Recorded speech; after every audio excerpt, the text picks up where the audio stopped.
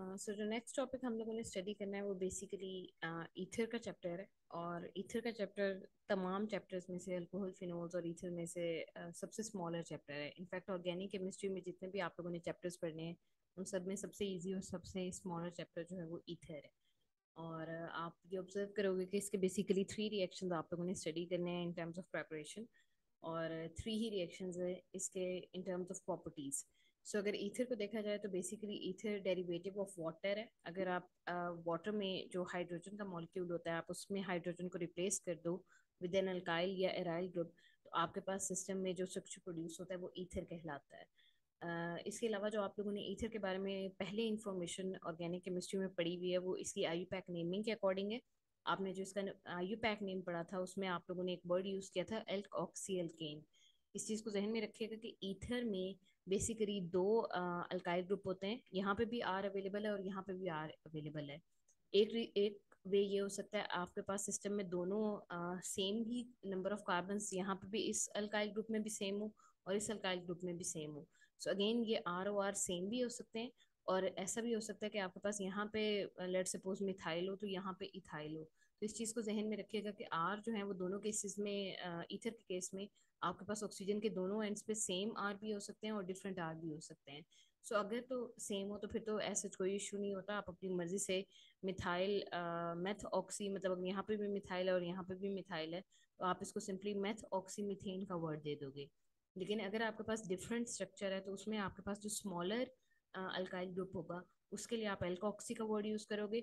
और जो larger alkyl group होगा उसके लिए आप जो है अल्केन का वर्ड यूज करोगे। जैसे अगर यहाँ पे मिथाइल ग्रुप हो और इधर इथाइल ग्रुप हो तो आप जो वर्ड बनाओगे वो मेथ ऑक्सी इथेन का वर्ड यूज करोगे। सो इस चीज़ को ध्यान में रखिएगा कि आईयूपैक नेमिंग जो है वो इसकी एल्क ऑक्सी एल्केन है। और अगर आपने इसका कॉमन नेम स्टडी करना हो तो लेट सपोज अगर यहाँ पे आपके पास मिथाइल है और इधर इथाइल है तो उसके लिए वर्ड यूज होता है मिथाइल इथाइल ईथर। तो दोनों तरफ जो ऑक्सीजन के दोनों तरफ जो अल्काइल ग्रुप होते हैं सिंपली आप उन दोनों के नेम लिखते हो और उसके साथ अगर ईथर का वर्ड लगा दो तो बेसिकली ये इसका कॉमन नेम का वे होता है। सो ओवरऑल अगर फंक्शनल ग्रुप की बात की जाए तो आपके पास यहाँ पे जो ईथर लिंकेज होता है वो सी ओ सी का जो ग्रुप है बेसिकली ये जो लिंकेज है इसको ईथर लिंकेज कहा जाता है। और यही इसका मेन फंक्शनल ग्रुप है। अगर हम इसकी प्रेपरेशन के वेज की बात करेंगे तो आपके पास बेसिकली थ्री वेज होते हैं, जिसमें से first way intermolecular hydration dehydration of alcohols है। इस चीज़ को ध्यान में रखिएगा कि आप लोग इससे पहले प्रेपरेशन ऑफ अल्कोहल्स को स्टडी कर चुके हो। और ड्यूरिंग प्रेपरेशन ऑफ अल्कोहल्स आपने बेसिकली अल्कीन्स को यूज़ किया था। और आपने जो है अगेन जब आपने एक दफ़ा प्रिपेयर कर लिए थे अल्कोहल तो आपने ज़रा डिफरेंट रिएक्शंस पढ़े थे। सॉरी प्रॉपर्टीज प्रेपरेशन की बात नहीं करूंगी, सॉरी प्रॉपर्टीज ऑफ अल्कोहल की बात करूंगी। सो आप लोगों ने प्रॉपर्टीज ऑफ अल्कोहल जब स्टडी किया था तो आप लोगों ने दो रिएक्शन स्टडी किए थे। फर्स्ट रिएक्शन आपके पास ये वाला रिएक्शन था जिसमें आप ये कह रहे थे कि अगर आपके पास सिस्टम में कंसनट्रेटेड H2SO4 हो और हाई टेम्परेचर हो तो आपके पास जो भी अल्कोहल होता है वो बेसिकली डिहाइड्रेशन परफॉर्म करता है। जैसे यहाँ पे CH3CH2OH है, ये प्राइमरी अल्कोहल है। और यहाँ से इस सिस्टम में से OH रिमूव होगा और यहाँ से CH3 में से एक हाइड्रोजन यहाँ से रिमूव हो जाता था और आपके पास जो स्ट्रक्चर बनता था वो CH2CH2 का स्ट्रक्चर है। सो ये जो अल्कीन की प्रेपरेशन थी फ्रॉम अल्कोहल वो बेसिकली इंट्रा मॉलिक्यूलर डिहाइड्रेशन से आती होती थी। आप लोगों ने ये चीज़ पढ़ी थी कि अगर आप सिस्टम में कंसनट्रेटेड H2SO4 लो और हाई टेम्परेचर लो तो आपके पास जो स्ट्रक्चर बनता है वो कुछ इस तरीके का स्ट्रक्चर है। दूसरा आपने यही एक और रिएक्शन H2SO4 के बारे में स्टडी किया था और वो एडक्ट फॉर्मेशन थी। आपने ये कहा था कि या तो सिस्टम में कंसनट्रेटेड H2SO4 बहुत ज़्यादा लो टेम्परेचर पे हो या आपके पास सिस्टम में रूम टेम्परेचर हो, तो उन दोनों केसेस में आपके पास इस तरीके का स्ट्रक्चर आता है कि ये जो H2SO4 है ये सिस्टम में से H पॉजिटिव और HSO4 नेगेटिव को रिमूव करता है। सिमिलरली ये जो अल्कोहल है यहाँ से ये इस सिस्टम में से जो है एसिड अगेन यहाँ पे चूंकि अगर H पॉजिटिव रिमूव होगा तो हो सकता है यहाँ से जो है OH रिमूव हो और ये फुल OH और H पॉजिटिव जो है ये मिलके वाटर का स्ट्रक्चर बनाएंगे। और चूंकि यहाँ से OH रिमूव हो रहा है तो ये वाले जो दो इलेक्ट्रॉन्स हैं ये ऑक्सीजन लेके जाएगा साथ अपने। तो इस चीज़ को ध्यान में रखिएगा कि यहाँ पे एक स्ट्रक्चर बनता है CH3CH2 और इसके साथ पॉजिटिव चार्ज होगा क्योंकि कार्बन का एक इलेक्ट्रॉन जो है वो हाइड्रोक्सो ग्रुप ऑलरेडी लेके सिस्टम में से निकला होगा। सो चूंकि यहाँ पे भी अगेन डिहाइड्रेशन होगी, एक H पॉजिटिव यहाँ से आएगा OH नेगेटिव यहाँ से आएगा, आपके पास सिस्टम में वाटर जनरेट होगा। और चूंकि यहाँ पॉजिटिव चार्ज आएगा, आर पॉजिटिव सॉर्ट ऑफ यहाँ पे सिस्टम में जनरेट होगा, कार्बोकेटाइन जनरेट होगा, तो वो आर पॉजिटिव यहाँ पे जो HSO4 नेगेटिव अवेलेबल होगा उसके साथ अटैच हो जाएगा, और आपके पास सिस्टम में एक एडक्ट लाइक स्ट्रक्चर बनेगा। अगेन आप लोगों ने अगर इसकी डिटेल स्टडी करनी है तो आप प्रॉपर्टीज ऑफ अल्कोहल को जाकर स्टडी करोगे, जिसमें आपने डिहाइड्रेशन रिएक्शन या रिएक्शन विद इनऑर्गेनिक एसिड्स को स्टडी किया हुआ है। सो यहाँ पे अगेन ये जो HSO4 नेगेटिव है, ये बेसिकली इसी की फॉर्म है। आपके पास ये H है, ये SO3 है, और ये उसका सेकंड ऑक्सीजन है जिसके ऊपर से आपने जिसके ऊपर नेगेटिव चार्ज था, और यहाँ से आपने अगेन सिस्टम में आर पॉजिटिव जनरेट किया था, वो आर पॉजिटिव इस ओ नेगेटिव के साथ मिलकर इस तरीके का एडक्ट बनाता है। सो इस चीज़ को जहन में रखिएगा कि जब हम अल्कोहल को स्टडी कर रहे थे तो हम लोगों ने वहाँ पे ये दो रिएक्शन स्टडी किए थे, लेकिन इसके अलावा भी एक थर्ड रिएक्शन होता है जिसको हम इंटरमीडिएट रिएक्शन कहते हैं। अल्कोहल जब भी कंसेंट्रेटेड H2SO4 के साथ रिएक्ट करता है तो वहां पे जौन सा प्रोडक्ट बनेगा ये डिपेंड करेगा कि उस सिस्टम का टेम्परेचर कैसा है। अगर आप बहुत ज़्यादा हाई टेम्परेचर दे दोगे तो वो अल्कीन में कन्वर्ट हो जाएगा। अगर आप बहुत ज़्यादा लो टेम्परेचर दोगे तो वो इस तरह के एडक्ट्स बनाएगा। और अगर आप सिस्टम में मॉडरेट टेम्परेचर रखोगे तो वहाँ पे ईथर लिंकेज होता है, ईथर लिंकेज फॉर्म होता है। अगेन ये भी एक डिहाइड्रेशन रिएक्शन है। आपके पास इस सिस्टम में वाटर रिमूव होगा, लेकिन ये इंटरमोलिक्यूलर डिहाइड्रेशन है, मतलब यहाँ पे दो अल्कोहल्स के मॉलिक्यूल यूज होंगे, और बेसिकली वो यहाँ से एक तरफ से H निकलेगा, दूसरी तरफ से OH नेगेटिव निकलेगा, और यहाँ से ये वाला जो सिस्टम में से अगेन वाटर के फॉर्म में रिमूव हो जाएगा, और रिमेनिंग जो कंपोनेंट होगा वो बेसिकली आपके पास सिस्टम में ईथर को जनरेट करेगा। सो इस चीज़ को जहन में रखिएगा कि H2SO4 का जो रिएक्शन है विद अल्कोहल, ये डिपेंड करता है कि आपके पास सिस्टम में टेम्परेचर क्या है। दूसरी चीज़ जो इस रिएक्शन में याद करने वाली है वो ये कि बेसिकली ये न्यूक्लियोफिलिक सब्स्टिट्यूशन रिएक्शन है। और अगर तो आप प्राइमरी अल्कोहल के साथ डील कर रहे हो, मतलब ये कि आप अभी इसका मैकेनिज्म देखोगे तो आप ये देखोगे कि इसमें बेसिकली एक न्यूक्लियोफाइल होता है और एक लीविंग ग्रुप होता है। सो अगर आप इस तरह का मैकेनिज्म प्राइमरी अल्कोहल के साथ डील कर रहे हो तो वो SN2 मैकेनिज्म को फॉलो करता है, और अगेन अगर आप टर्शियरी अल्कोहल के साथ डील कर रहे हो तो वो SN1 मैकेनिज्म को फॉलो करता है। तो इस चीज़ को जहन में रखिएगा कि हम लोगों ने ड्यूरिंग अल्कोहल भी ये चीज़ डिस्कस की थी कि आपके पास सिस्टम में प्राइमरी अल्कोहल ज़्यादा इजीली फॉर्म हो जाता है। उसकी रीज़न ये होती है कि उसकी फॉर्मेशन में कोई स्टीयरिंग हिंड्रेंस नहीं होती। आर पॉजिटिव जैसे ही आपके पास आप लोगों ने ये चीज़ सोडियम हाइड्रोक्साइड के साथ रिएक्शंस में स्टडी की थी कि आपके पास ये जो अगेन प्राइमरी अल्कोहल जो है वो थोड़ा इजीली फॉर्म हो जाता है, और वो जितना इजीली फॉर्म होता है वो उतनी जल्दी ब्रेक डाउन भी हो जाता है। लेकिन जो टर्शियरी अल्कोहल है वो स्टेबल होता है, वो एक दफ़ा सिस्टम में आराम से फॉर्म होता है और थोड़ी देर के लिए आराम से एग्जिस्ट भी करता है। सो फॉर्मेशन के लिहाज से आपने एक चीज़ ऑब्जर्व की थी कि प्राइमरी जो केटाइन है उसकी फॉर्मेशन जो है वो थोड़ी सी ईजी होती है। और अगर आप सिस्टम में दो चीज़ें ले रहे हो तो at the same time nucleophile भी अटैक करेगा और अगेन लिविंग ग्रुप भी अटैक करेगा। इस चीज़ को जब तक आप लोग दोनों मैकेनिज्म को सामने रख के नहीं स्टडी करोगे आपको ये चीज़ समझ नहीं आएगी। तो काइंडली दोनों जो मैकेनिज्म है SN1 और SN2 मैकेनिज्म, इनको ज़रा ध्यान से स्टडी कीजिएगा। और ये चीज़ याद रखिएगा कि आपके पास SN2 मैकेनिज्म में रेट डिटर्मिनिंग स्टेप में दो मॉलिक्यूल इन्वॉल्व होते हैं, मतलब ये कि सिस्टम में कोई कार्बोकेटाइन फॉर्म नहीं होता। ये चीज़ याद रखनी है, तो मेरा ख्याल है आपको मैकेनिज्म याद रखने में कोई इशू नहीं होगा। सो फर्स्ट मैकेनिज्म देखते हैं। आपके पास सिस्टम में पहले H2SO4 होता है, H2SO4 आयनाइज होकर H पॉजिटिव और HSO4 नेगेटिव में कन्वर्ट होगा। जो फर्स्ट मॉलिक्यूल ऑफ अल्कोहल है वो इस सिस्टम में अगेन उसके पास ऑक्सीजन अवेलेबल है। ऑक्सीजन के जो लोन पेयर हैं वो इस H पॉजिटिव की तरफ ये H पॉजिटिव को एक्सेप्ट करेगा, और चूंकि ऑक्सीजन अपने लोन पेयर दे रहा है हाइड्रोजन को, तो ऑक्सीजन के ऊपर यहाँ पे पॉजिटिव चार्ज आ जाएगा। अब अगेन अगर ये SN1 मैकेनिज्म होता तो मैं इस सिस्टम में से इस वाटर के मॉलिक्यूल को रिमूव करवाती और यहाँ पे कार्बोकेटाइन जनरेट करवाती, CH3CH2 पॉजिटिव करके एक स्ट्रक्चर बनाती। लेकिन चूंकि मैंने मेंशन कर दिया कि ये प्राइमरी अल्कोहल है, तो प्राइमरी अल्कोहल में रिएक्शन बहुत ज़्यादा फास्टली हो रहा होता है। तो जैसे ही ये स्ट्रक्चर बनेगा मेरे पास जो सेकंड मॉलिक्यूल ऑफ अल्कोहल है वो यहाँ पे एज अ न्यूक्लियोफाइल एक्ट करेगा। ये मेरा न्यूक्लियोफाइल है, ये मेरी अटैकिंग स्पीशी है। ये एट द सेम टाइम यहाँ पे भी अगेन ऑक्सीजन अवेलेबल है, इस ऑक्सीजन के पास लोन पेयर अवेलेबल है। तो होगा क्या कि मेरे पास सिस्टम में हल्का से जैसे ये वाटर लीव करना शुरू करेगा, उसी वक्त न्यूक्लियोफाइल जो है इस सिस्टम पर अटैक करके इंटरमीडिएट बनाएगा। तो ये काम चूंकि साइमल्टेनियसली हो रहे हैं, मतलब ये कि मेरे पास सिस्टम में वाटर भी आहिस्ता आहिस्ता लीव कर रहा है और मेरे पास न्यूक्लियोफाइल जो है वो भी at the same time attack कर रहा है।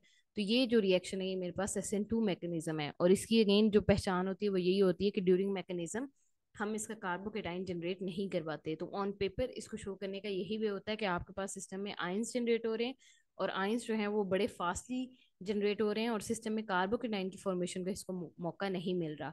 और आपके रेट डिटर्मिनिंग स्टेप, ये जो स्टेप है, इसमें आपके पास बेसिकली दो मॉलिक्यूल्स इन्वॉल्व हैं। सो अगेन आपके पास ये न्यूक्लियोफाइल है, ये न्यूक्लियोफाइल जो है यहाँ पे अटैक करेगा, और एट द सेम टाइम आपका जो लिविंग ग्रुप है वो इलेक्ट्रॉन्स को लेके इस सिस्टम में से रिमूव हो रहा होगा।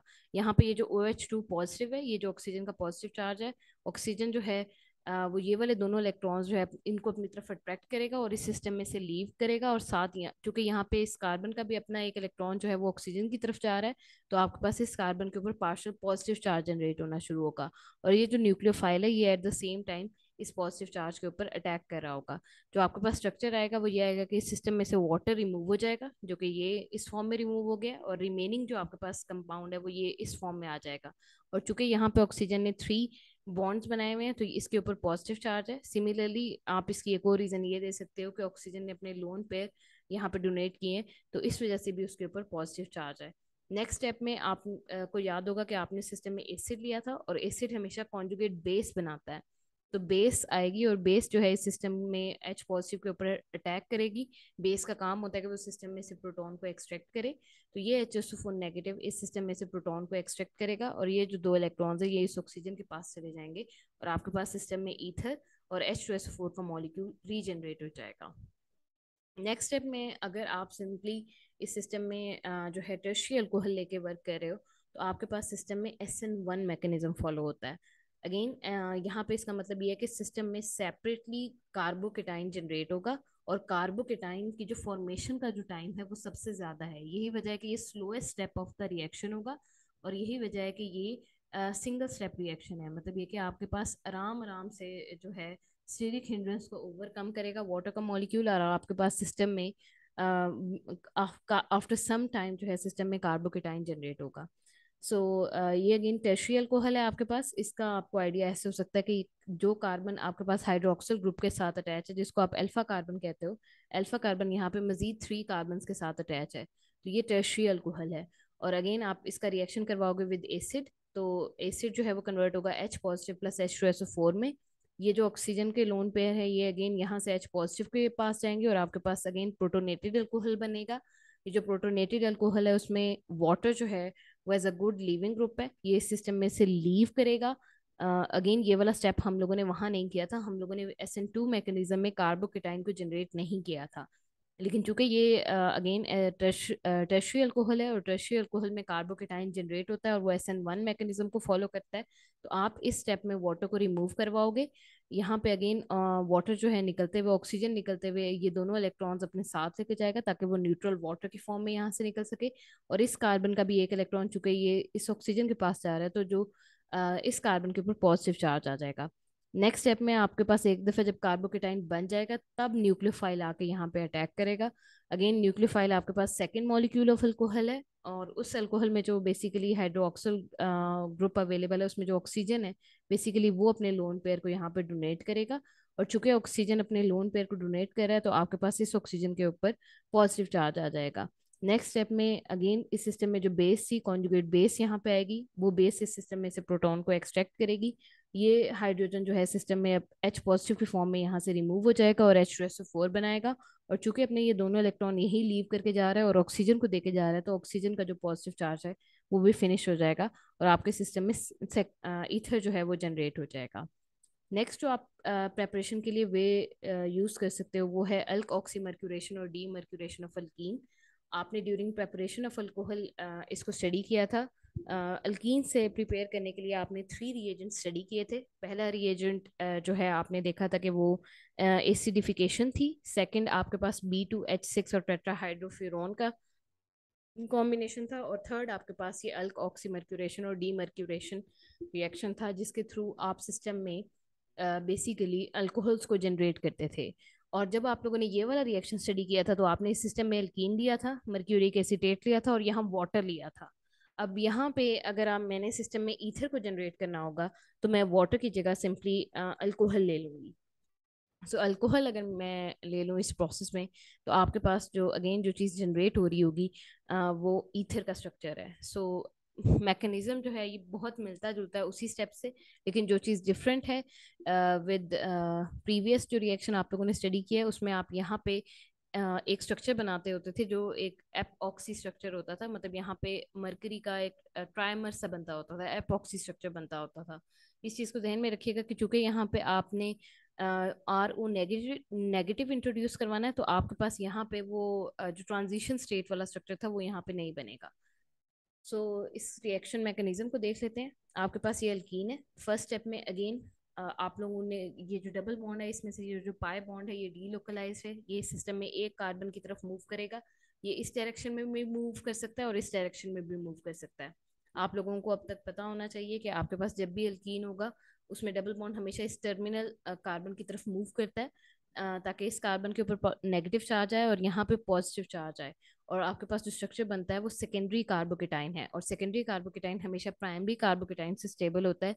यही वजह है कि डबल बॉन्ड हमेशा इसी डायरेक्शन में मूव करेगा, ताकि पॉजिटिव चार्ज इस कार्बन के ऊपर आए जो कि डायरेक्टली दो कार्बन के साथ अटैच है। तो ये सेकेंडरी कार्बोकेटाइन बनाना हमेशा प्रेफर करता है। तो फर्स्ट स्टेप में आपके पास पोलराइजेशन होगी, आपके पास सिस्टम में सेकेंडरी कार्बोकेटाइन जनरेट होगा। नेक्स्ट स्टेप में आपने यहाँ पे अल्कोहल लिया हुआ है और मर्क्यूरिक एसीटेट लिया हुआ है। तो आपको पता है कि मरकरी मेटल होता है, इसके ऊपर पार्शियल पॉजिटिव चार्ज होता है, यहाँ पे ऑक्सीजन अवेलेबल है, इसके ऊपर पार्शियल नेगेटिव चार्ज है। तो ये वाला जो नेगेटिव चार्ज जो जनरेट हुआ है ये सबसे ज्यादा इलेक्ट्रोपॉजिटिव मेटल, चूंकि मेटल है यहाँ पे अवेलेबल, तो ये नेगेटिव चार्ज इस पॉजिटिव चार्ज के ऊपर अटैक करेगा। और चूंकि ये पॉजिटिव चार्ज के ऊपर अटैक कर रहा है और सिस्टम में ये वाला जो स्ट्रक्चर है ये यहाँ पे ऐड हो जाएगा, मतलब CH2 HgOAc की फॉर्म में यहाँ पे ऐड ऑन हो जाएगा, और यहाँ से OAc नेगेटिव के फॉर्म में इस सिस्टम में से रिमूव हो जाएगा। आपने चूंकि इस सिस्टम में अल्कोहल लिया हुआ है, तो नेक्स्ट स्टेप में आपके पास ये जो अल्कोहल है ये कन्वर्ट हो जाएगा RO नेगेटिव और H पॉजिटिव में। ये वाला जो H पॉजिटिव है इस सिस्टम में से OAc नेगेटिव के फॉर्म में जो चीज़ निकल रही है उसके साथ अटैच हो जाएगा, और ये आपके पास जो है इस तरीके से यहाँ पे ऐड ऑन हो जाएगा। सो नेक्स्ट स्टेप में आपके पास जो रिमेनिंग थिंग रहेगी है वो RO नेगेटिव है और यहाँ पे पॉजिटिव चार्ज है, तो ये O नेगेटिव जो है यहाँ पे आके अटैक करेगा और इस सिस्टम में इस फॉर्म में ऐड ऑन हो जाएगा। तो आपके पास जो स्ट्रक्चर बनेगा वो कुछ इस तरीके का है कि RCHOR and again CH2 HgOAc negative. Next step में आप इस सिस्टम में सोडियम बोरोहाइड्राइड ऐड करोगे। सोडियम बोरोहाइड्राइड जो है वो H नेगेटिव इस सिस्टम में देगा। ये H नेगेटिव जो है ये इस टर्मिनल कार्बन के ऊपर अटैक करेगा, और उसकी रीज़न ये है कि ऑफ कोर्स ये यहाँ पे जो है आपके पास पार्शियल नेगेटिव एंड अटैच है, यहाँ पार्शियल पॉजिटिव चार्ज आएगा। ये पार्शियल पॉजिटिव चार्ज इधर भी ट्रैवल करेगा और ये भी मेटल है, और मेटल जो है अगेन वो पार्शियल पॉजिटिव चार्ज और इसको लेना प्रेफर नहीं करेगा। तो ये जो सोडियम बोरोहाइड्राइड है, इस बोरोहाइड्राइड ने जो H नेगेटिव देना है ये बेसिकली इधर आके अटैक करेगा, और आपके पास यहाँ पे ये जो HgOAc नेगेटिव है, ये जो दो इलेक्ट्रॉन्स हैं ये बेसिकली ये मरकरी ले लेगा, और आपके पास इस सिस्टम में CH2 के साथ जो है आके H नेगेटिव अटैच हो जाएगा। इस चीज़ को जहन में रखिएगा कि H नेगेटिव अपने इलेक्ट्रॉन साथ लेके आएगा। सो इट मीन्स ये जो H नेगेटिव है ये सिस्टम में CH3 में कन्वर्ट हो जाएगा, और ये वाले जो दो इलेक्ट्रॉन है ये मरकरी के पास चले जाते हैं। अगेन ये आप लोगों ने प्रॉपर्टीज ऑफ अल्कोहल में भी इस चीज़ को देखा हुआ है। सो ये जो स्ट्रक्चर है ये यहाँ पे अगेन शिफ्ट हो जाएगा, आपके पास यहाँ पे Hg नेगेटिव और OAc नेगेटिव में कन्वर्ट हो जाएगा।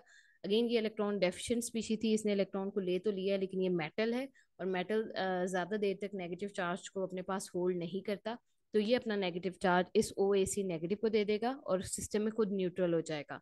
तो ये जीरो वेलेंट मरकरी बॉल की फॉर्म में सिस्टम में से रिमूव हो जाएगा, और आपके पास जो स्ट्रक्चर आएगा वो ACO नेगेटिव है, और जो रिमेनिंग स्ट्रक्चर है वो बेसिकली अल्कोहल है, और आपने इस सिस्टम में सेकेंडरी अल्कोहल को जनरेट किया है। सो बेसिकली इस चीज़ को जहन में रखिएगा, सेकेंडरी अल्कोहल की जनरेशन के लिए अल्क ऑक्सीमर्क्यूरेशन वाला जो प्रोसेस है वो ज़्यादा प्रेफरेबल होता है। नेक्स्ट जो आपके पास स्टेप है वो विलियमसन ईथर सिंथेसिस है। इसमें आप लोगों ने जिस चीज़ का ख्याल रखना है वो अगेन आप लोगों ने इस सिस्टम में सोडियम अल्कोक्साइड लेना है। सोडियम अल्कोक्साइड कैसे प्रिपेयर करते हैं, आप लोगों ने ये ड्यूरिंग अल्कोहल का जो फर्स्ट रिएक्शन देखा था उसमें आपने सिंपली ये कहा था कि अगर आप अल्कोहल लो और उसको सोडियम के साथ रिएक्ट करवाओ तो वो सिस्टम में हाइड्रोजन गैस प्लस सॉल्ट बनाता है। तो जो सॉल्ट था बेसिकली जो बनता होता सिस्टम में से वो सोडियम अल्कोक्साइड है। अगर आप सोडियम लोगे तो वो सोडियम अल्कोक्साइड बनेगा, आप मैग्नीशियम लोगे तो वो मैग्नीशियम अल्कोक्साइड बनता होता था। तो बेसिकली ये जो रिएक्टेंट है ये reaction of alcohol with metal से जनरेट होता है। और सेकंड जो आपका रिएक्टेंट है वो अल्काइल हैलाइड है। आप इस सिस्टम में अल्काइल हैलाइड लोगे, एक दफ़ा अगर आप ये दोनों काम कर लोगे तो आपके पास सिस्टम में सिंपली डिस्प्लेसमेंट रिएक्शन से जो है सिस्टम में ईथर आ जाएगा।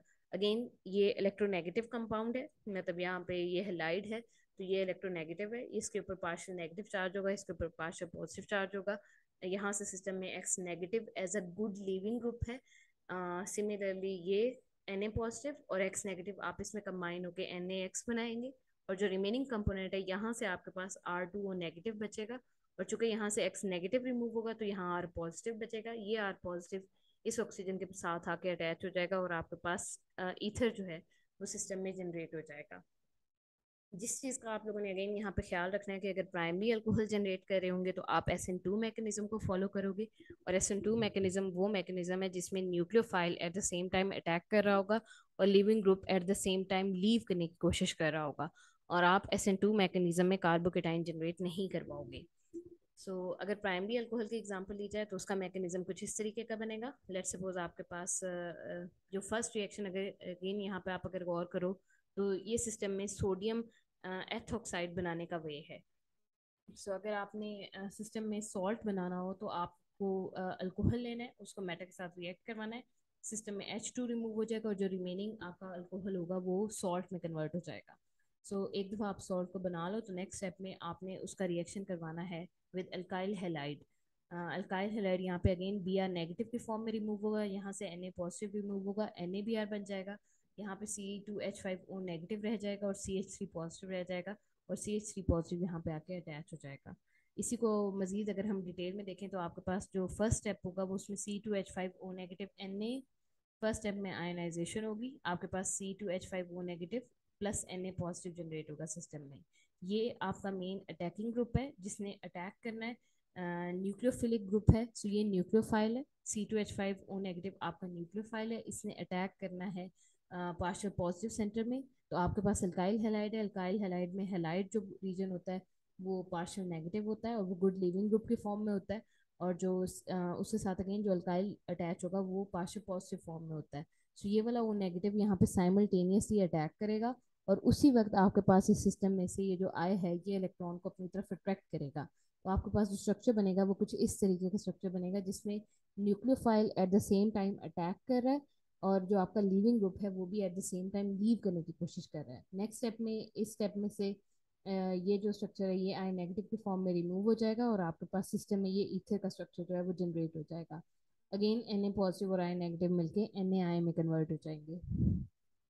इस चीज़ को जहन में रखिएगा कि अगर आपके पास यही स्ट्रक्चर हो और आपने अगेन जो है ईथर इस तरीके का बनाना हो जिसमें आर ग्रुप ना हो बल्कि अल्काइल अराइल ग्रुप हो, तो वो भी सेम मैकेनिज्म फॉलो करता है। आप सबसे पहले उसका सॉल्ट बनाओगे, जैसा ये फिनोल है, आप उसको सोडियम हाइड्रोक्साइड के साथ रिएक्ट करवाओगे, वो सॉल्ट में कन्वर्ट हो जाएगा। नेक्स्ट स्टेप में ये ओ नेगेटिव जो है ये CH3 के ऊपर अटैक करेगा, एट द सेम टाइम ये आई जो है यहाँ से लीव करने की कोशिश करेगा, SN2 मैकेनिज्म फॉलो होगा, ओ नेगेटिव इस पार्शियल पॉजिटिव को अगेन OCH3 की फॉर्म में इन कर लेगा और आपके पास Na पॉजिटिव और आई नेगेटिव यहाँ पे कंबाइन करके NaI की फॉर्म में सिस्टम में से रिमूव हो जाएंगे।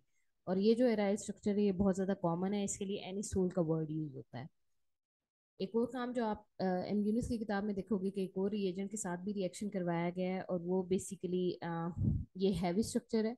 और इस चीज़ को जहन में रखिएगा कि आप सिंपली H2SO4 लो और उस H2SO4 में ये जो हाइड्रोजन अवेलेबल है इनको अगर रिप्लेस कर दो R पॉजिटिव के स्ट्रक्चर से, मतलब ये जो अल्कोहल है इसमें आप ये वाला बेसिक रिएक्शन करवाओ जिसमें OH नेगेटिव यहाँ से रिमूव होगा तो ये यहाँ से H पॉजिटिव को रिमूव कर लेगा।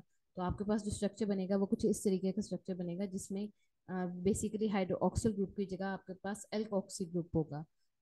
अगर इस तरीके का भी रिएजेंट आप यूज करो तो ये रिएजेंट कन्वर्ट होता है आर पॉजिटिव और ओ नेगेटिव के फॉर्म में। तो ये वाला फुल स्ट्रक्चर जो है ये बेसिकली Na पॉजिटिव के साथ कंबाइन होकर ये वाला स्ट्रक्चर देगा आपको, और आपके पास यहाँ पे जो ओ नेगेटिव है अगेन ये जो आर पॉजिटिव है ये यहाँ पे आके अटैच हो जाएगा और इस सिस्टम में ईथर को देगा।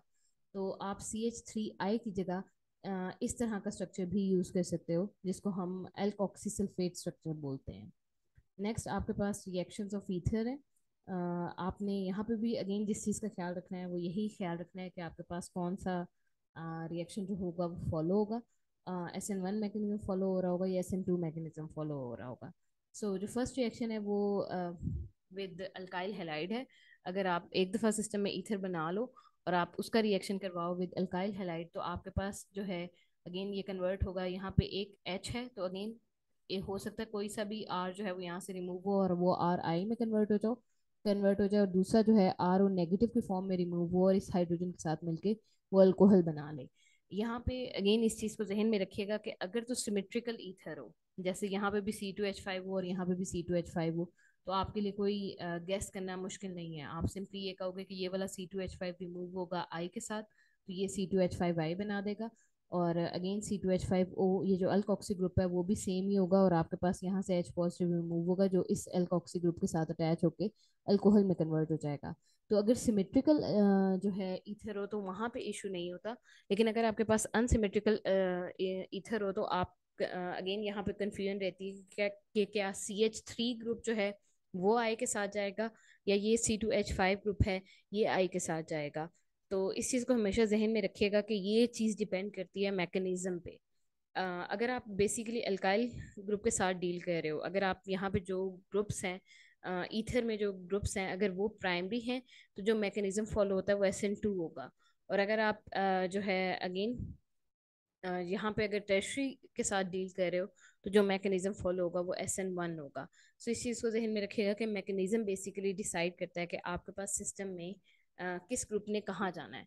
सो अभी इसी चीज़ को हम डिटेल में देखेंगे। लेट सपोज आप प्राइमरी अल्कोहल को लेते हो और आप उसका रिएक्शन करवा रहे हो विद HI। इस चीज़ को जहन में रखिएगा कि अगेन यहाँ पे SN2 मैकेनिज्म फॉलो होगा क्योंकि आप प्राइमरी अल्कोहल के साथ डील कर रहे हो। तो फर्स्ट स्टेप में आपके पास ये HI है, ये कन्वर्ट होगा H पॉजिटिव और I नेगेटिव में। नेक्स्ट आपके पास ये वाला स्ट्रक्चर है, मतलब आपके पास यहाँ पे H पॉजिटिव आ चुका है। सबसे फर्स्ट स्टेप में आप लोगों ने अगेन प्रोटोनेटेड ईथर को जनरेट करवाना है। आप ये जो ऑक्सीजन का जो बेसिकली ऑक्सीजन के लोन पेयर है ये इस H पॉजिटिव के पास जाएंगे, ये यहाँ पे आके अटैच हो जाएगा, इस ऑक्सीजन के ऊपर जो है पॉजिटिव चार्ज आ जाएगा। आप लोग अगेन एक काम कर सकते हो कि आप ये वाले जो इलेक्ट्रॉन्स हैं इसको इधर शिफ्ट कर दो और सिस्टम में से अल्कोहल को इसी वक्त रिमूव करवा दो। तो यहाँ पे जो लिविंग ग्रुप बनेगा वो वाटर नहीं है, वो अल्कोहल का ग्रुप है। और आप इस सिस्टम में कार्बोकेटाइन को जनरेट करवा सकते हो, लेकिन चूंकि आपके पास ये SN2 मैकेनिज्म है, तो आप इसको अगेन साइमल्टेनियसली आपको इस सिस्टम में जो अटैकिंग स्पीशी है उसको भी इंट्रोड्यूस करवाना है। तो इस चीज़ को जहन में रखिएगा कि यहाँ पे आई नेगेटिव जो है वो आपका मेन अटैकिंग स्पीशी है या मेन न्यूक्लियोफाइल है जिसने पॉजिटिव चार्ज के ऊपर अटैक करना है। तो होगा क्या कि आप फर्स्ट स्टेप में प्रोटोनेटेड ईथर जनरेट करवाओगे। प्रोटोनेटेड ईथर में ये जो स्ट्रक्चर है ये अल्कोहल है, और अल्कोहल यहाँ पे as a leaving group behave कर रहा है।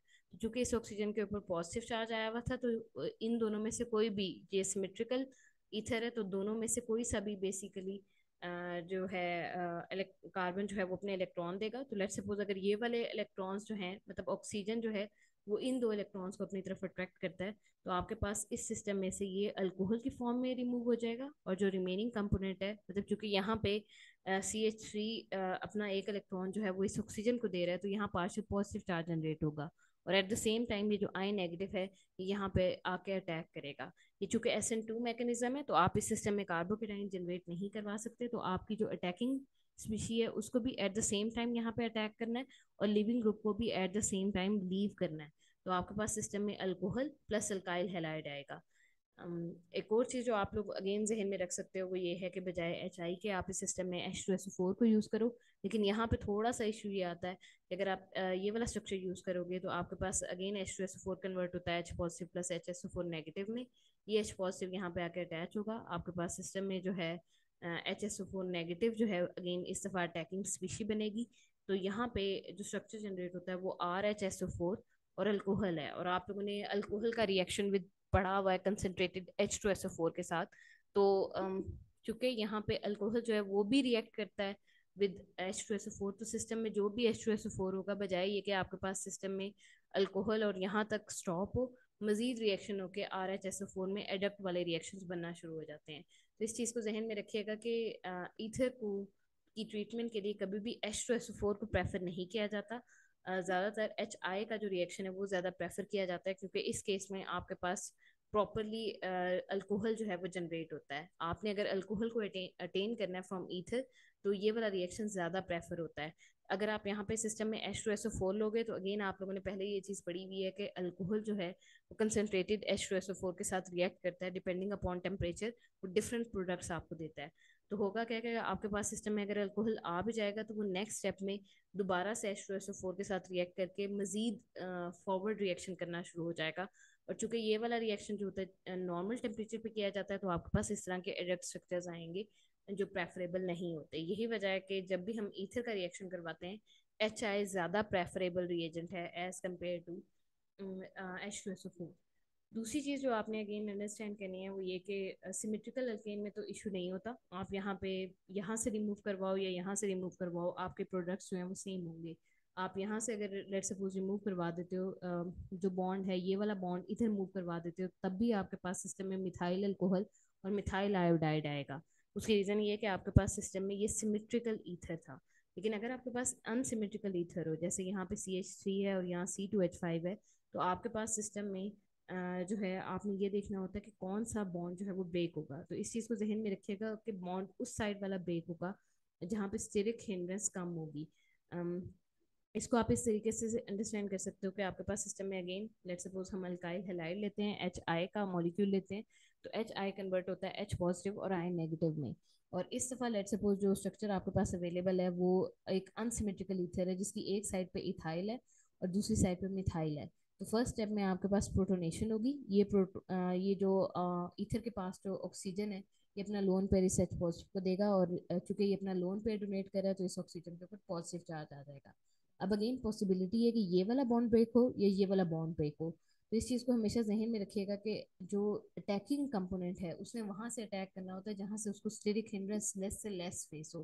तो यहाँ पे बड़ा, जहाँ पे बड़ा ग्रुप होगा, वहां से वो कभी भी अटैक नहीं करेगा, वो हमेशा उस साइड से अटैक करना प्रेफर करेगा जिस साइड पे उसको स्टेरिक हिंड्रेंस कम फेस करनी पड़े। तो ये जो आपका आई नेगेटिव है, ये हमेशा सबसे लोएस्ट जहाँ पे क्राउड होगा उधर से जाके अटैक करेगा। तो अगेन अगर आई नेगेटिव यहाँ पे अटैक कर रहा है, तो इट्स अंडरस्टूड कि ये वाला जो स्ट्रक्चर है इसको, ये वाले इलेक्ट्रॉन्स जो हैं वो इधर ट्रांसफर होने चाहिए। तो आपके पास जो स्ट्रक्चर बनेगा वो C2H5OH बनेगा, और हमेशा मिथाइल वाला जो ग्रुप है या लेस क्राउडेड जो स्ट्रक्चर है वो आपके पास बेसिकली हेलाइड के पास जाएगा। तो अगेन यहाँ पे जो चीज़ याद रखने वाली है वो ये कि आपके पास जो अटैकिंग स्ट्रक्चर होगा वो कुछ इस वहाँ पे हमेशा अटैक करेगा जहाँ पे आपके पास सिस्टम में लेस क्राउड हो। इस केस में चूंकि ये SN2 मैकेनिज्म है, तो इसमें अटैक जो होता है वो जो होता है उसको ध्यान से करवाना होता है। तो इस चीज़ को ध्यान में रखिएगा कि आई नेगेटिव यहाँ पे अटैक करेगा, और आपके पास ये जो बड़ा लार्जर ग्रुप है वो हमेशा अल्कोहल में जाएगा और सिस्टम में मिथाइल आयोडाइड जनरेट होगा। नेक्स्ट अगेन ये एक और एग्जांपल है कि लेट्स सपोज आपके पास यहाँ पे आप इसको आयोडाइड के साथ रिएक्ट करवाओगे, तो इट्स अंडरस्टूड के CH3 जो है वो आयोडीन के साथ जाएगा, और ये वाला जो अल्कोहल है वो ये बड़ा वाला जो अल्कोहल है ये इस फॉर्म में जनरेट होगा। जहाँ पे बड़ा वाला ग्रुप होगा आपने उसको अल्कोहल में कन्वर्ट करना है, और जो दूसरा अगेन जो स्मॉलर ग्रुप होगा वो आपके पास हमेशा आयोडाइड में कन्वर्ट होगा। नेक्स्ट स्टेप आपके पास ये है कि अगर आपके पास टर्शरी ईथर हो, तो उस केस में आपने कैसे डील करना है। तो लेट्स सपोज आपके पास एक जो अल्काइल ग्रुप है वो टर्शरी है, जैसे अगर यहाँ पे गौर करो तो ये वाला जो फुल स्ट्रक्चर है ये टर्शरी है, फिर ऑक्सीजन है, एंड देन ये जो है आपके पास प्राइमरी ग्रुप है। अगर कोई भी ग्रुप आपके पास टर्शरी आ जाए, तो वहाँ जो मैकेनिज्म फॉलो होना है वो SN1 मैकेनिज्म है। SN1 मैकेनिज्म का मतलब ये है कि आपके पास सिस्टम में कार्बोकेटाइन ने लाजमी जनरेट होना है। अगेन इसका प्रोसीजर भी सेम होगा। आप सिस्टम में HI लोगे, ये कन्वर्ट होगा H positive plus I negative में। फर्स्ट स्टेप में आपके पास ये जो प्रोटोनेशन होगी, जो भी आपके पास ईथर होगा वो प्रोटोनेट होगा, यहाँ से ऑक्सीजन अपने लोन पेयर इस H पॉजिटिव को डोनेट करेगा, ये स्ट्रक्चर में जनरेट हो जाएगा। नेक्स्ट स्टेप में आपके पास स्मॉलर जो ग्रुप है, अगेन इस ऑक्सीजन के ऊपर पॉजिटिव चार्ज आ गया है, ये इस सिस्टम में से ये वाला जो बॉन्ड है ये ब्रेक करेगा, और दोनों इलेक्ट्रॉन्स लेके इस सिस्टम में अल्कोहल की फॉर्म में रिमूव हो जाएगा, और आपके पास यहाँ पे जो है कार्बोकेटाइन जनरेट होगा इस फॉर्म में CH3C+CH3CH3। अगेन ये SN1 मैकेनिज्म है। इसमें साइमल्टेनियस अटैक नहीं हो रहा, आपका nucleophile at the same time attack नहीं करेगा, बल्कि वो वेट करेगा कि आपके सिस्टम में कार्बोकेटाइन जनरेट हो। एक दफ़ा कार्बोकेटाइन जनरेट हो जाए, देन आपका जो है अगेन अटैकिंग न्यूक्लियोफाइल वो आएगा, और वो यहाँ पे आके अटैक करके जो है ये वाला स्ट्रक्चर बनाएगा। सो अगेन इस चीज़ को जहन में रखिएगा कि कौन सा प्राइमरी ईथर क्या प्रोडक्ट्स देते हैं और जो टर्शरी ईथर्स हैं वो क्या प्रोडक्ट देते हैं। ये डिपेंड करता है कि आपके पास सिस्टम में जो अल्काइल ग्रुप है वो कौन सा है। केस अगेन एक और थर्ड केस भी होता है जिसमें सेकेंडरी को डिस्कस किया जाता है, लेकिन हम उसको यहाँ पे डिस्कस नहीं करेंगे। सो इस चीज़ को भी ध्यान में रखिएगा कि चूंकि यहाँ पे कार्बोकेटाइन बनेगा, तो ये जो कार्बोकेटाइंस है इस केस में अगर आप यहाँ पे HSO4 का अटैक करवाओगे तो वो बेसिकली कन्वर्ट हो जाता है इनटू H2SO4 और अल्कीन आपके पास जो है ये दिया जाएगा। ये चीज़ भी अगर आप लोगों ने अल्कोहल का ये रिएक्शंस पढ़े हो विद कंसनट्रेटेड H2SO4 तो ये चीज़ आपको वहाँ पे क्लियर हो जाएगी कि टर्शरी जो होते हैं वो ज़्यादातर प्रेफर करते हैं फॉर्म करना इनटू अल्कीन, और जो प्राइमरी स्ट्रक्चर्स होते हैं वो प्रेफर करते होते हैं for the formation of adduct. तो इस चीज़ को जहन में रखिएगा कि आपके पास जो है H2SO4 आप यहाँ पे जो है यूज़ कर सकते हो, बट वहाँ पे यूज़ कर जो है नॉर्मली हम लोग अगेन H2SO4 को प्रेफर नहीं करते। ज़्यादा जो प्रॉपर रिएजेंट है वो HI ही रिएजेंट है। एक और एडवांटेज जो इस मेथड से एसोसिएटेड है वो जीसल मेथड है। ये नॉर्मली अगर हमें कोई भी चीज़ गिवन हो, जैसे ईथर गिवन हो और हमें उसमें मिथाइल ग्रुप का बताना हो कि सिस्टम में कितने मिथाइल ग्रुप अवेलेबल हैं, तो हम क्या करेंगे कि हम सिंपली ये लेंगे, ये वाला रिएक्शन प्रोसीड करवाएंगे। आप ईथर लोगे, उसको HI के साथ रिएक्ट करवाओगे। लेट सपोज इसमें एक मिथाइल ग्रुप अवेलेबल है, तो ये मिथाइल जो है ये इस आयोडाइड के साथ कंबाइन होकर CH3I में कन्वर्ट हो जाएगा। नेक्स्ट स्टेप में मैं इसी आयोडाइड में जो है C2H5OH और AgNO3 को ऐड करूंगी, तो मेरे पास सिस्टम में AgI आ जाएगा। तो जितने नंबर ऑफ AgI जनरेट होंगे मेरे पास उतने ही सिस्टम में बेसिकली मिथाइल ग्रुप थे। तो ये एक इनडायरेक्ट वे होता है जिसके थ्रू हम डिटेक्ट करते हैं कि सिस्टम में कितने मिथाइल ग्रुप अवेलेबल हैं, और इस मेथड को जी सेल मेथड कहा जाता है। ये एक बहुत बड़ा कंफर्मेटरी टेस्ट है कि हमें अगर कोई भी चीज़ दी जाए और हमें ये चीज़ डिटेक्ट करनी है कि उस सिस्टम में कितने मिथाइल ग्रुप अवेलेबल हैं, तो सिंपली उसका रिएक्शन करवाया जाता है विद अल्काइल हैलाइड। जितने भी मिथाइल ग्रुप होते हैं वो आके CH3I में कन्वर्ट हो जाते हैं, फिर हम सिंपली इसका रिएक्शन करवाते हैं विद AgNO3। तो अगर यहाँ पे एक मोल अवेलेबल है मिथाइल का, तो वो सिर्फ एक NAG से रिएक्ट करेगा और एक सिंगल मोल ऑफ AgI देगा। तो जितने नंबर ऑफ मोल्स हमारे पास ज़्यादा AgI के जनरेट होते हैं, उससे हम आइडिया लगा लेते हैं कि बेसिकली हमारे सिस्टम में कितने मिथाइल ग्रुप अवेलेबल है। सो ये एक रिएक्शन है जो नॉर्मली यूज़ किया जाता है for detection of number of methyl group in a system. Next जो है आपके पास जो है वो ऑटो ऑक्सीडेशन है। ऑटो ऑक्सीडेशन जो होता है वो बेसिकली अगर इसकी सिग्निफिकेंस बताई जाए तो एक्चुअल में जब भी हमारे पास ईथर किसी बॉटल में अवेलेबल हो तो वो थोड़ी देर के लिए तो ईथर रहता है, लेकिन आफ्टर सम टाइम वो हमेशा कन्वर्ट हो जाता है इनटू हाइड्रो पर ऑक्साइड और पर ऑक्साइड। मतलब ये कि आप नॉर्मली ईथर को सेव नहीं कर सकते। यही वजह है कि नॉर्मली हम लोग ईथर को जब हमें खुद बनाते होते हैं, जब हमें चाहिए होता है, सिर्फ उसी वक्त उस सिस्टम में रिएक्शन करके हम खुद जनरेट करवाते होते हैं। और नॉर्मली आपको ईथर की बॉटल्स जो हैं वो अवेलेबल नहीं होंगी। उसकी रीज़न ये होती है कि ईथर बैठे बैठे सिस्टम में एक रिएक्शन कर रहा होता है जिसको फ्री रेडिकल मैकेनिज्म या ऑटो ऑक्सीडेशन कहते हैं। होगा क्या कि आपके पास सिस्टम में हो सकता है अगेन कोई भी फ्री रेडिकल इनिशिएटर आ सकता है। ये अगेन इनिशिएटर ऑक्सीजन भी हो सकती है, सिंपल लाइट भी हो सकती है, आप सिस्टम में कोई भी पर हो सकता है, कोई भी neutral again free radical initiator कहीं से भी आपके पास सिस्टम में आ सकता है। तो लेट सपोज अगर कोई भी रेडिकल इनिशिएटर इस सिस्टम में जनरेट हो जाए, तो उसकी वजह से आपका जो ईथर का मॉलिक्यूल होता है वो ऑटोमेटिकली जो है फ्री रेडिकल मैकेनिज्म शो करना शुरू कर देता है।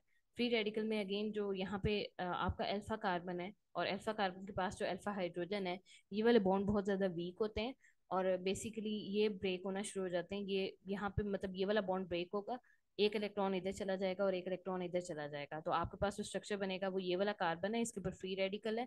और अगेन यहाँ से एक फ्री रेडिकल रिमूव हो जाएगा H इलेक्ट्रॉन के फॉर्म में, और आपके पास ये जो स्ट्रक्चर है अगेन इस कार्बन के ऊपर एक फ्री रेडिकल आ जाएगा। नेक्स्ट स्टेप में आप ये देख सकते हो कि ये जो H पॉजिटिव और ये जो न्यू फ्री रेडिकल आया था, मतलब जो भी फ्री रेडिकल आया होगा ये H पॉजिटिव इसके साथ जाके अटैच हो जाएगा और आपके पास सिस्टम में ये वाला जो फ्री रेडिकल है फिर भी रहेगा। अगेन ये जो फ्री रेडिकल इनिशिएटर है ये ऑक्सीजन भी हो सकता है, मतलब अगर आपके पास एटमॉस्फेरिक ऑक्सीजन है तो उसमें बेसिकली होमोलिटिक क्लीवेज होगी और एक इलेक्ट्रॉन इधर चला जाएगा और एक इलेक्ट्रॉन इधर चला जाएगा जो इस तरीके का स्ट्रक्चर बनाएगा। तो हो सकता है आपके पास सिस्टम में पहले ये वाली स्पीशीज जनरेट हुई हो नेक्स्ट आपके पास हो सकता है सिस्टम में दोबारा से कोई और जो अल्कोहल का मॉलिक्यूल है वो भी ब्रेक डाउन करके, अगर आपके पास अगेन ऑक्सीजन अवेलेबल है, तो इस तरह का आपके पास फ्री रेडिकल्स इस सिस्टम में आ जाते हैं। तो ये एक एक तरफ हाइड्रो पर ऑक्साइड है और एक तरफ पर ऑक्साइड है।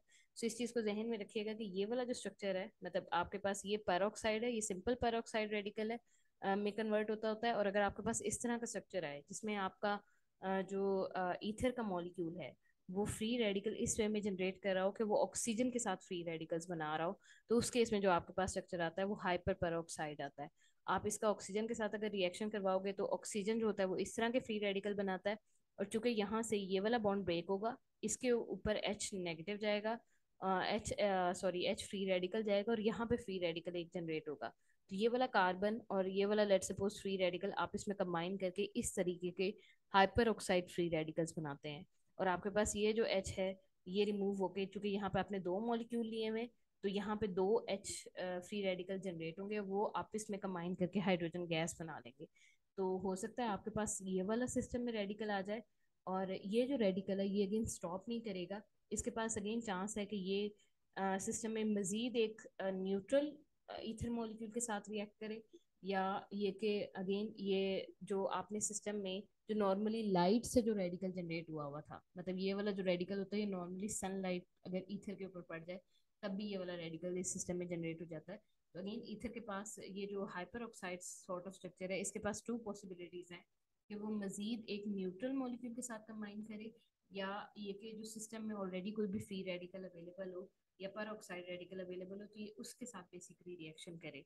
तो होगा क्या कि अगर तो ये ईथर के साथ, मतलब एक नॉर्मल ईथर के मॉलिक्यूल के साथ रिएक्ट करेगा तो ये हाइड्रो पेरोक्साइड में कन्वर्ट हो जाएगा। मतलब हाइड्रो पेरोक्साइड में इस तरीके से कन्वर्ट होगा कि अगेन ये वाला बॉन्ड लीव होगा, यहाँ से एच एक रिमूव होगा जो यहाँ पे जाके अटैच हो जाएगा, और आपके पास एक ये वाला स्ट्रक्चर बन जाएगा। और सिस्टम में दोबारा से आर ओ ये जो पर ऑक्साइड रेडिकल है ये अगेन सिस्टम में दोबारा से जनरेट हो जाएगा। तो आपके पास ये वाला स्ट्रक्चर हाइड्रो पर ऑक्साइड भी आ सकता है, और आपके पास पर ऑक्साइड भी सिस्टम में दोबारा से रीजनरेट हो सकता है। नेक्स्ट स्टेप में आपके पास अगेन रिकम्बिनेशन एक और इस वे में भी हो सकता है कि ये वाला रेडिकल जिसको आप हाइड्रो पर ऑक्साइड का प्रीकर्सर कहते हो, ये वाला हाइड्रो पर ऑक्साइड का जो प्रीकर्सर है ये अगेन पर ऑक्साइड के रेडिकल के साथ कंबाइन कर जाए, तो आपके पास इस तरह के लार्जर पर ऑक्साइड भी सिस्टम में जनरेट हो सकते हैं। तो ईथर कहीं पे भी पड़ा हो वो बेसिकली इस तरह के नंबर ऑफ रिएक्शंस देता है। ये रिएक्शंस काउंटलेस होते हैं, और आपके पास बेसिकली ये वाला बॉन्ड ब्रेक होता रहता है साइमल्टेनियसली, ये ऑक्सीजन के साथ भी रिएक्ट करता रहता है, ये किसी भी रेडिकल के साथ भी रिएक्ट कर सकता है, ये सनलाइट के साथ भी रिएक्ट कर सकता है। तो हमेशा जब भी ईथर की बोतल होती है वो फाइनली कन्वर्ट हुई होती है या तो पेरोक्साइड में या हाइड्रो पेरोक्साइड में। तो यही वजह है कि ईथर को स्टोर करना जो है वो अगेन बहुत डिफिकल्ट टास्क है। सिमिलर मैकेनिज्म जो है आपके पास इन टर्म्स ऑफ हेलोजिनेशन, आप देखोगे कि लेट्स सपोज अगर क्लोरीन है तो ये होमोलिटिकली क्लीव होकर 2Cl रेडिकल बनाएगी। अगेन यहाँ पे क्लीवेज होगी, ये वाले इस वाले अल्फा हाइड्रोजन वाले बॉन्ड की क्लीवेज होगी, तो आपके पास यहाँ से जो एच फ्री रेडिकल जनरेट होगा हो सकता है वो क्लोरीन के साथ मिलके HCl बना ले, और ये जो Cl का स्ट्रक्चर है ये यहाँ पे आके अटैच हो जाए। तो ये वाला जो स्ट्रक्चर है आपके पास वो 1 क्लोरो इथाइल ईथर की फॉर्म में भी आ सकता है। तो इस चीज़ को जहन में रखिएगा कि जो ईथर का रेडिकल है वो बहुत ज़्यादा number of free radical reaction देता है, और आपके पास नंबर ऑफ प्रोडक्ट्स हैं वो इस सिस्टम में आ जाते हैं। ईथर ओवरऑल अनस्टेबल कंपाउंड है, और ये बैठे बैठे डिफरेंट कंपाउंड्स में कन्वर्ट होते रहते हैं। That would be all for ether.